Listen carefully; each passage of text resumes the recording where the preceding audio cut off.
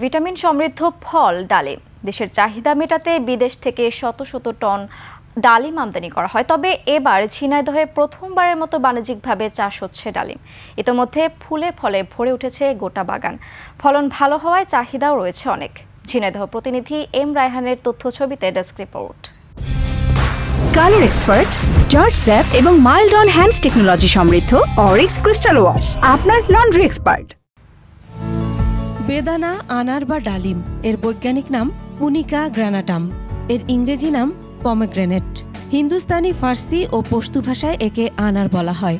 সংস্কৃত এবং নেপালি ভাষায় বলা হয় দারিম। বেদানা গাছ গুল্ম জাতীয়, পুষ্টিগুণ সমৃদ্ধ, পাকা ফল লাল রঙের হয়, ভেতরে স্ফটিকের মতো লাল রঙের দানা।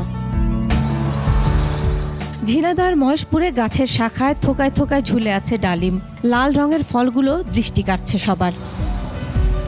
2021 সালে ইউটিউবে ভিডিও দেখে চুয়াডাঙ্গা থেকে ইন্ডিয়ান ভাগুয়া জাতের 91টি চারা নিয়ে 1 বিঘা জমিতে রোপণ করেন ওই গ্রামের তরুণ উদ্যোক্তা সোহেল রানা আবদুল্লাহ। গাছ লাগানোর 2 বছর পর থেকে ফুল আসতে শুরু করে। বর্তমানে ফলে ফলে ভরে গেছে গোটা বাগান। একটি গাছে থোকায় থোকায় ফল ধরেছে 30 থেকে 80টি। স্থানীয় বাজারে চাহিদা থাকায় বিক্রিও হচ্ছে ভালো। যে ফল আছে তাতে করে আমি আশাবাদী যে আমার 3 বছরে যে খরচ হয়েছে, খরচ পরিপূর্ণ হয়ে যাওয়ার পরেও কিছু লাভবান হবে ইনশাল্লাহ। এবং অনেকেই এ দেখে অনুপ্রাণিত হচ্ছে। আমার কাছ থেকে কৃষকরা বিভিন্ন পরামর্শ নিচ্ছে, তারাও আগ্রহ প্রকাশ করেছে।